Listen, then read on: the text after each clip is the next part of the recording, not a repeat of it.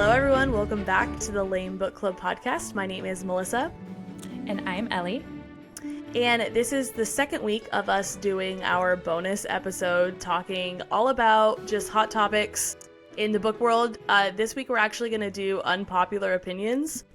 And let's see where it goes with that. Last week we talked a lot about Tamlin and what we are anticipating for the next book, for his storyline specifically. We also talked a little bit about Azriel. We're going to talk about him again today. And yeah, we like hot takes. We like unpopular opinions. We like to hear what you guys have to say. And you guys had quite a bit to say about our theory of Tamlin being mated to Amarantha.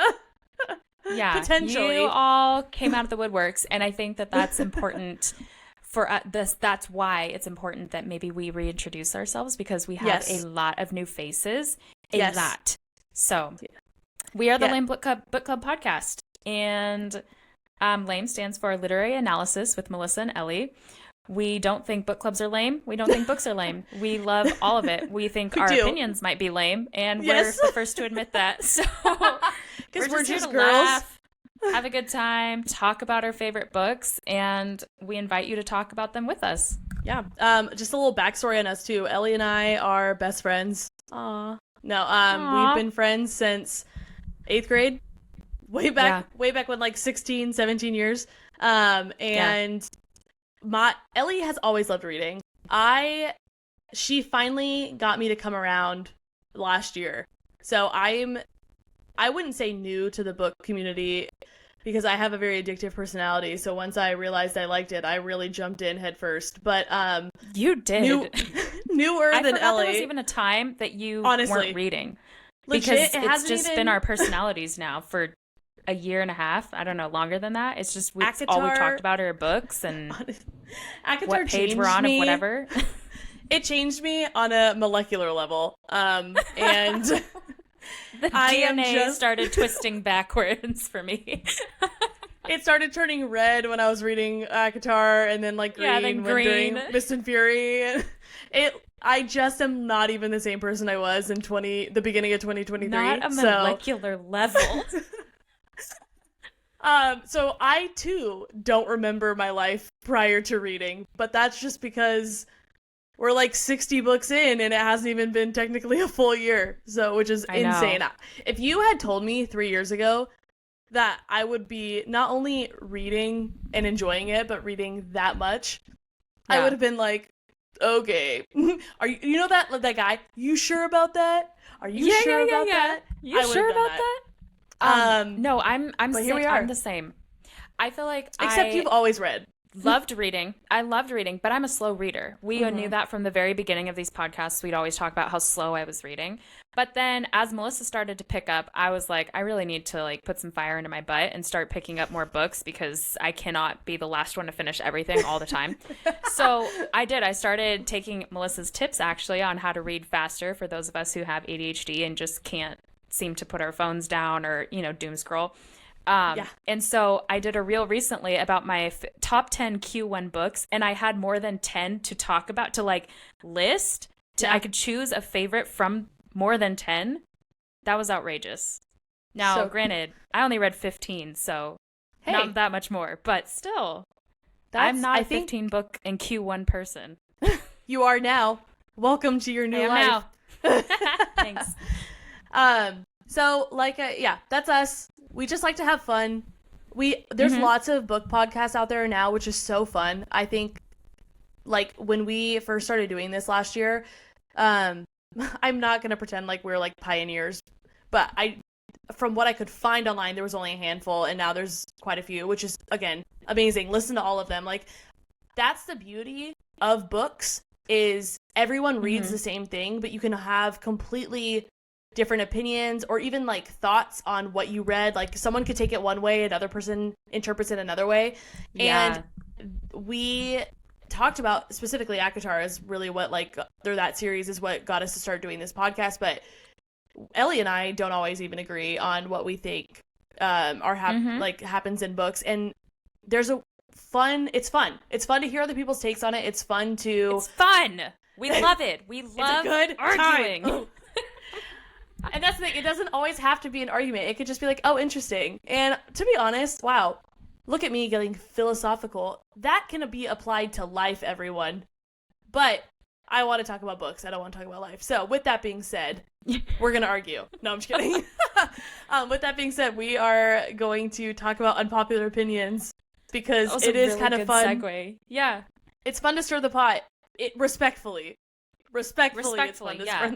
And, hear that word on both ends because you are always welcome to our page to share your unpopular opinions. We will never sit there and be like, you're wrong. I will always say, that's really interesting. I'll look into it. I might even just flip sides and agree with you. But who's to say? Be kind. Be kind to us as well. But if you come on our page and say stupidity, okay.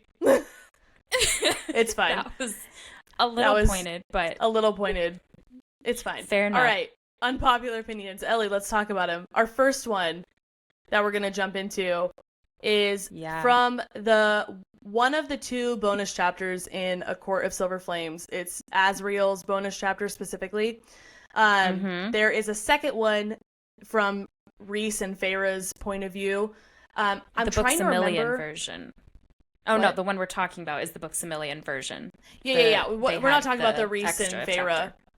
They both have an extra chapter in that book, but we're talking about specifically Azriel's. And I'm trying to remember if this one goes at the end of the book or if it goes after chapter 38. I can't remember where. I think this one was after chapter 38 because in this chapter they talked about how Gwyn did not cut the ribbon yet. And we know that by the end of that book, she had cut it.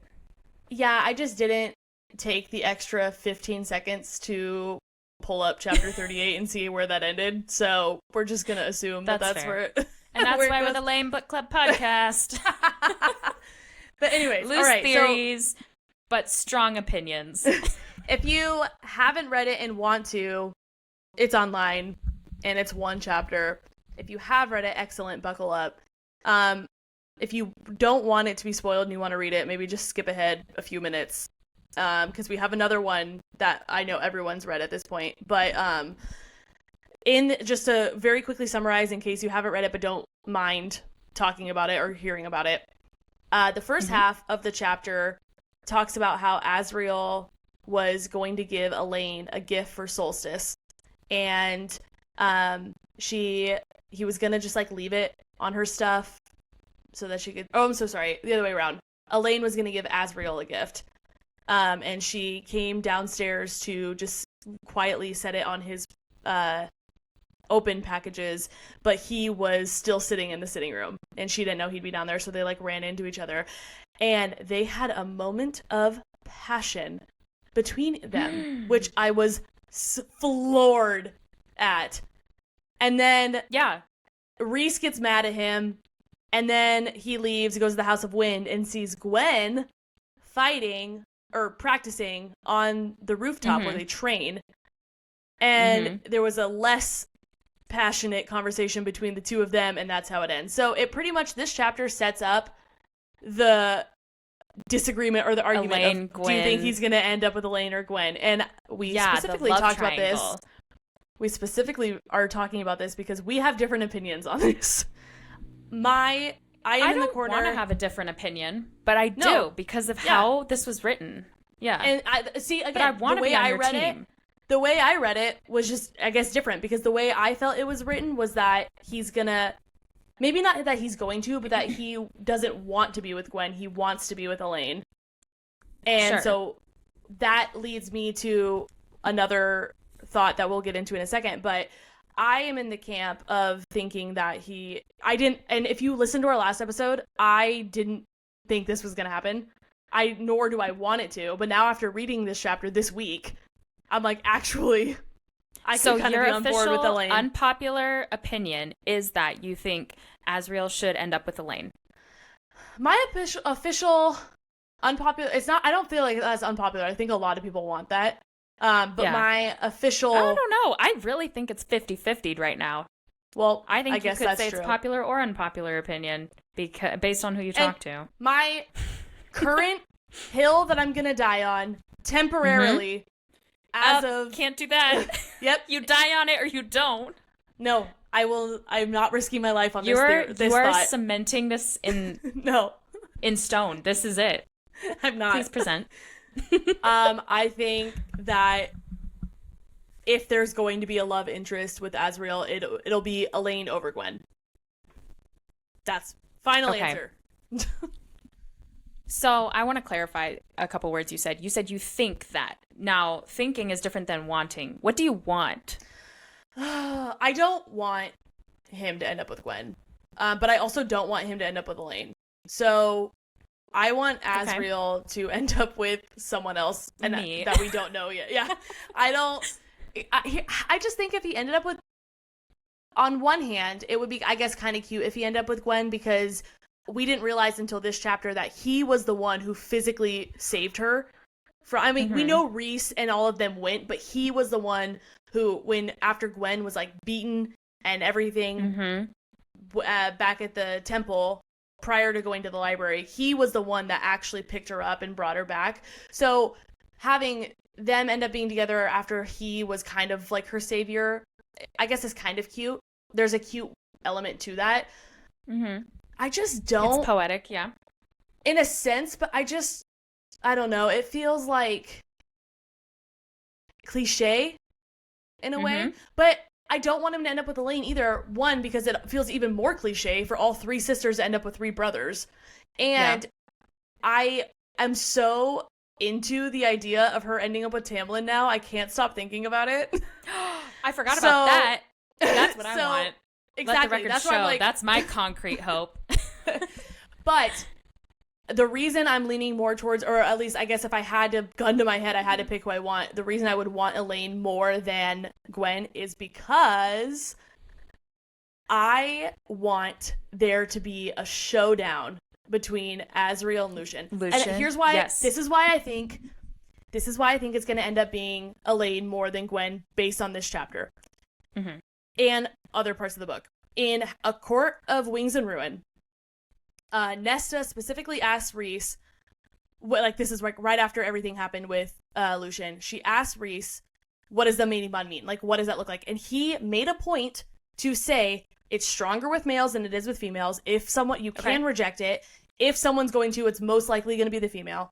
And that if it's rejected, it will literally drive the man physically insane. If it's rejected by the woman. Like, he will go bloodthirsty crazy.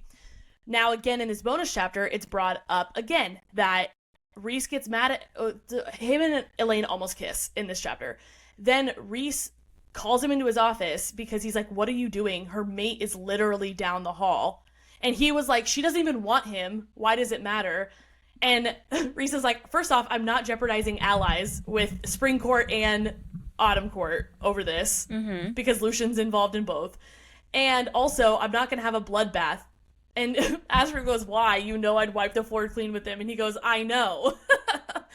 But then it would stir tensions exactly with the Autumn Court, and which is where the ally part comes into play. So the reason I want that, though, I honestly, at this point, I loved Lucien and his simpy boy crybaby personality that it's turned into. I'm now with him being with like Jurian and Vasa. I'm just like not a fan of that. And he's already kind of, in my opinion, headed on like the downward spiral because he doesn't feel like he has a place to fit in anymore, blah, blah, blah, all this stuff. Especially once he finds out that Baron's not even his dad. Like, can you imagine how he's going to be even more lost? He'll be. Yeah. Yes.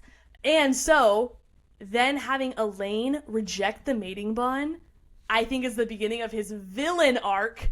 And that's ultimately what I want. I want Lucien to have a villain arc because he would be such a good villain since we're so invested in his character already.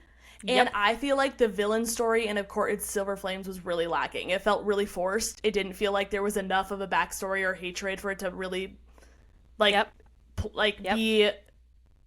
And I know what you're all thinking. If you haven't listened to our last episode, our last bonus episode specifically, you're probably thinking Lucien would get literally smeared across the floor by anybody who attacks him. Yeah, we would agree too, except Melissa brought up the point that with where Lucien stands, he is technically next in line because what's his real dad's name I'm forgetting. He's Hellion. Hellion's only doesn't have an heir. Yeah, except for Lucien. Somehow, some way, Sarah could write it so that, you know, Eris deflects. It's not impossible for him It's not impossible for him to absorb the Autumn Court's very unlikely with how many brothers he has, but high lordship as well. Yeah. And with Tamlin's current state and how unsettled he is and just kind of in disarray, he's really in no state to be leading anybody either. So who's his next in line could also end up being Lucien. So like this potentially could lead him Tamlin's gonna pass it off to anyone.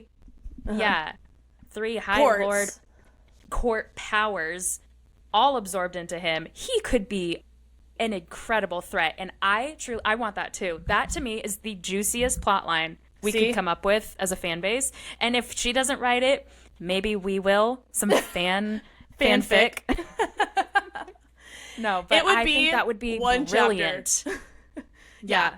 So I guess we actually ended up. Did I convert you to wanting it to be Elain then? No. So you never converted me, because what I want is for it to be. I don't actually want it to be Azriel and Elain. Like I said, I want it to be Elain and Tamlin. However, I don't want it to be Azriel and Gwyn. And I think it will be. And this is why. After reading that chapter, number one, it's the placement. It's how she wrote the placement. So one, it started out with Elain of a forbidden love. But then two, it offers she writes in Gwyn, like he's all sad and depressed, but he goes to Gwyn and he's almost offered some reprieve of like, oh, she's sweet. Okay, I am going to give her this present instead, which first of all, ick.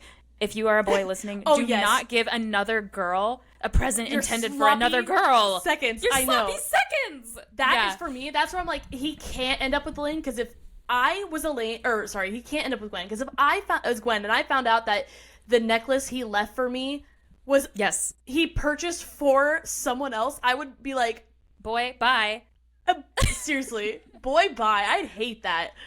That would be horrible. So, okay, and this just, it brings to mind, firstly, a very, historical show. I'm sure we've both have experiences watching this. It's called The Bachelor. And in the end, when they talk about, or not when they talk, in the end, when the guy goes to propose, they'll always show who ends up losing first, right? Because then he has to do the whole breakup, and then they show who ends up winning second. That's kind of like the mindset I'm in when I read this chapter. So true. They talk about Elain, and it's a forbidden love. He's devastated. Rhys tells him no for very valid reasons, but then he goes and like just wants to work out and get all this off his mind, and he finds Gwyn, and she's really cute and sweet. I don't want him to end up with her though, because I feel like she lacks a certain je ne sais quoi, a certain razzle-dazzle for me.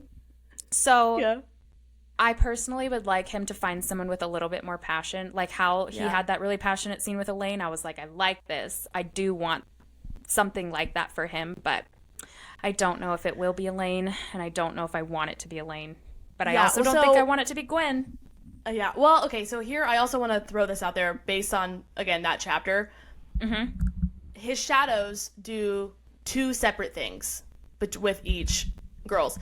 With Elain, he says his shadows essentially like disappear, like he doesn't really even feel their presence. Mm-hmm. And I think the shadows for him are like a blessing and a curse. Like he's learned to live with them, and they obviously like he uses them and stuff. But I'm wondering if because we don't know much, we know very little about his background. We know that he was not treated super well, and then he eventually became a shadow singer, but like that's about it. So I want to get more detail on his background. Yeah. So I'm wondering if he almost like if he never wanted the shadows and has just kind of learned to live with them. And so the fact that they disappear with Elain is like he can almost it's a calming presence a little bit. Yeah. But when he was with Gwyn, it said, and I'm going to just read this really quick. It said that the shadows would dance and sing around her. Aww. And that was kind of cute too. So it's almost like I'm trying to gauge what I think is going to happen based on his shadows reactions too. Mm-hmm. I don't know. Like just simply between disappearing and singing and dancing, it feels more like singing and dancing is like long term, you know? Yeah. But what does that mean about disappearing with Elain? Like who? And this is really, really far fetched, but this is actually something our friend Taylor texted me. I'm not even gonna pretend to take credit for this, but she was saying, good call. Yeah, she was saying, I wonder how, like, if the singing and dancing means something else other than romance, if it more means like they're familiar with her, because we don't know who who Gwen's father is. There's actually speculation that it's Tamlin, and that would be hilarious. Because Wait, I have heard that. She was conceived during a Cal-and-My, like during a rite. Cal-and-My situation. So I don't think that's going to end up happening, but it's out there. I've heard speculation that because of her hair color, it's red. It's like burning, flaming ember red, that she could be Aerys's daughter. I have heard that. Aerys? Did Aerys participate in Cal-and-My? Wouldn't it be Baron? Who's to say, honestly? Because I thought know. the High Lord did it. No. But remember, yes, the High Lord regenerated the land, but all the males were entitled to do whatever they wanted. Like, everybody could kind of go party. Yeah. You're so right. So okay, so it could I've heard that theory. Mm-hmm. I know. That's what I'm saying. The Tamlin thing, to me, it would be funny, interesting, but it doesn't feel like there'd be any purpose behind it. I would maybe throw up if I heard that. I don't love that at all. But anyways, regardless, we don't know who her father is. And that theory is out for me. 2024, that's out. That's horrible. Does it ever say what color hair her mom has? Did her mom maybe have the red hair? I can't remember. I think her mom was blonde. I need to read these books for a third time, I think, to really gain all the knowledge that everyone's coming at me with. Anyways, what if the shadows dance and sing around her because they feel something familiar? Like there's a connection with Azriel's background and her background somehow. What if they're siblings? Well, I think that's a stretch because that's not possible because he's Illyrian. And so she's true. half Not possible fae, for a lot half, of reasons. nymph. Once again, literary analysis does not always mean that I'm even on doesn't mean it's going to be awesome. Planet as everyone else. Sometimes I just say things and then I catch up and I'm like, whoops, but it's already on the internet. It means analysis. It doesn't mean it's going to be a good one. Okay. So, who's to say? That's a thought too. But I guess to just wrap this one up, unless you have any more thoughts before we move on to our next one. Yes, before we wrap it up. One line I wanted to bring up when Rhys and Azriel in this chapter were talking. Rhys had said something along the lines of, she already has a mate, he's upstairs. Yes. And she has been claimed, basically. And Azriel said, but what if the cauldron was wrong? And I feel like that's a very purposeful line included. Agreed. I feel like it's included because then it finally allows the opportunity for a mistake. A cauldron. Like, just because something is cauldron given or cauldron decided or whatever doesn't mean it's always true. Well, and we've or entertained fated. the idea of a cauldron given mating bond and a mother given mating bond, and not everybody, but a couple people brought up, I don't like that because then that would mean that Nesta would have two mates as well, technically, but not necessarily. Yeah, exactly. She and could just Cassian chose each other. Yeah, just because you have one mate doesn't necessarily mean you have to have two. Not everyone finds their mate. So does that mean that... what if she does have two? Wouldn't that be even juicier if someone came up and was like, I think I'm also your Nate, and then she has to be... Nate. No. If Elain had two mates, that would be juicy. But if Nesta... I'm pretty settled with Nesta come between Cassian and Nesta, I wouldn't even want to read that. Yeah. Nessian. So that sentence so true. does open up the possibility that the cauldron could be wrong.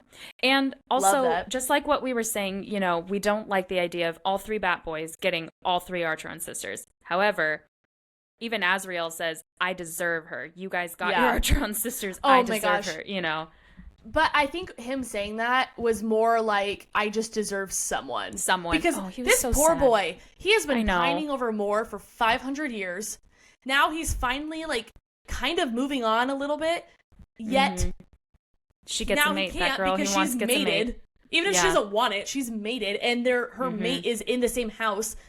This guy literally can't catch a break romantically, and I think that's what he was referring. It's more that I deserve a mate, not necessarily I deserve Elain. Right. And I agree. Yeah. Homie does deserve a mate. So I'm excited for him to get one. I loved reading from his perspective. We haven't had that yet, and I didn't know how I'd feel about it if it was his perspective in ACOTAR 5. No. However, I'm on board. I love it. So let's do it. Sarah, you have my go ahead. You have the L.A.M.E Book Club podcast approval. Continue to write. Yes. Watch it not be about him at all, and we just don't even get it. That would be so classic. In similar fashion, we announced our Throne of Glass series order, and the very next day, I kid you not, the next day, Sarah J. Maas comes out with her preferred Throne of Glass reading order. It was not the same. It was different. So, super classic. I would not be surprised at all if Azriel wasn't even in this book.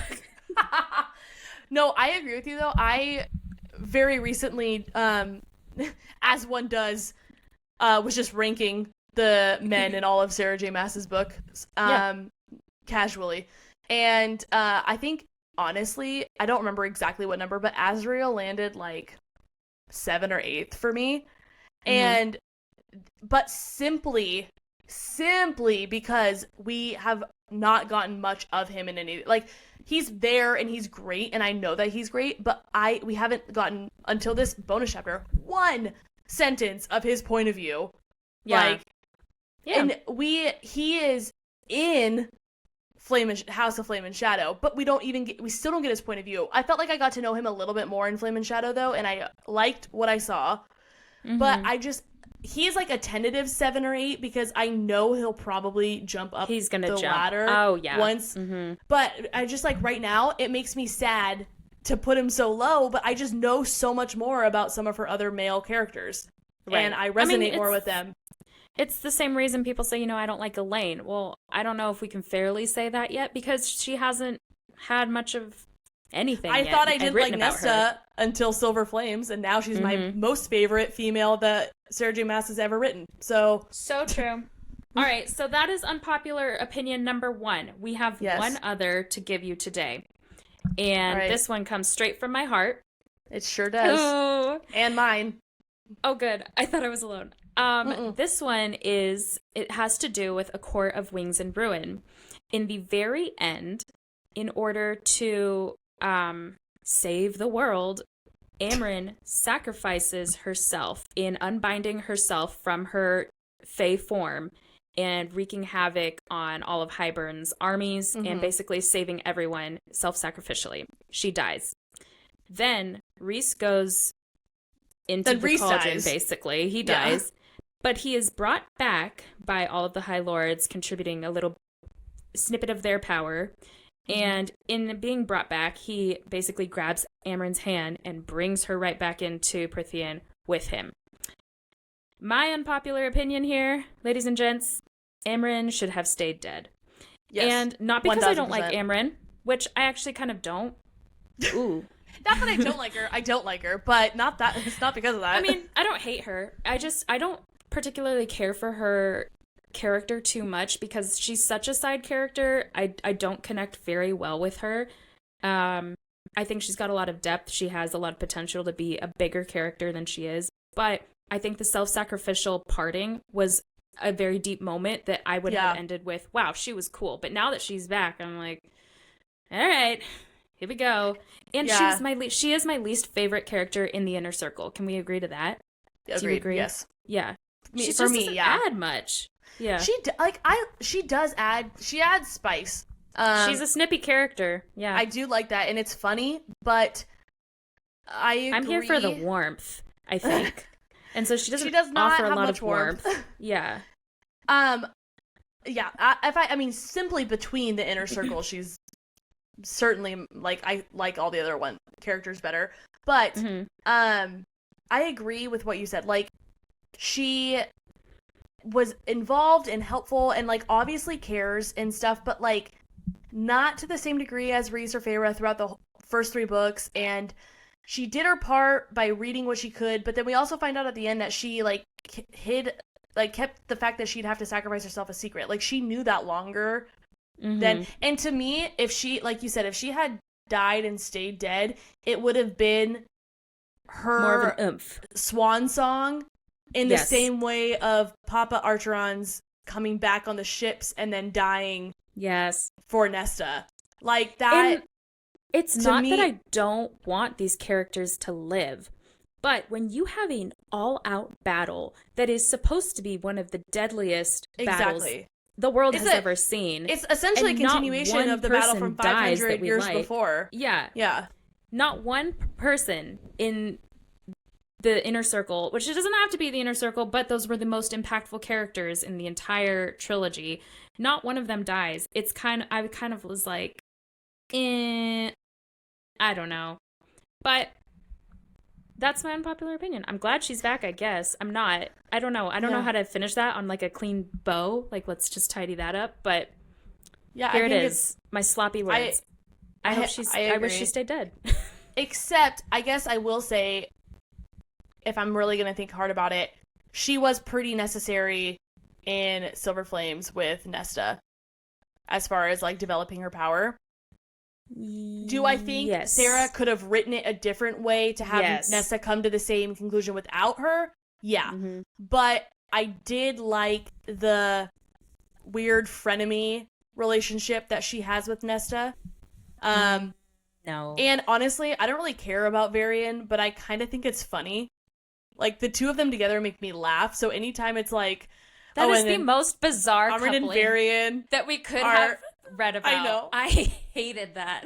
I thought... I didn't care for it, but I liked it because I thought it was so random and funny. You know why I also don't like it? I view her very much as a cougar in this situation. Like, I don't know why I view Varian as a very... Not, like, very young, not, like, illegal, but, like, you know, maybe 20 years old. Well, no, he's Fae. I mean, I think he's probably at least, like, 60. But in my mind, I'm viewing him as, like, a 21-year-old boy. Well, I think... And she's, like, 40. And I'm just... I just am not here for that. I don't love it. It's very weird to me. She is a cougar anyways, though. She's older than Rhys by, like, thousands of years. Isn't she technically immortal? Well, no, she would have potentially died. No, she would have just gone back. Whatever, it doesn't matter. But she is quite a bit older than Rhys, and Rhys is 500. So she's certainly a cougar because Tarquin is like in his 80s, and Varian is his nephew, right? Here's my third unpopular opinion. Similarly to how after kind of, I think 25 is the age where we just like don't really care about age as far as who you date. Like, you know, if you're younger, no, but to an extent, like if a 25-year-old was dating a 40-year-old, you'd probably be like, weird, but whatever. If a 20-year-old was dating a 40-year-old, that's something different. That's really weird. In my mind, this is how it kind of works. Yeah. So I don't think I'd say weird, but whatever at 25, but I agree. I think less about it at 25 than 20. Sure. But then with Faye, I feel kind of the same. Once you've hit like 100, I think it's all the same. You're all within the thousands. That's so true. I don't know. Like it just depends on how you look at that stage, I think. You might as well have lived forever at this point. Yeah.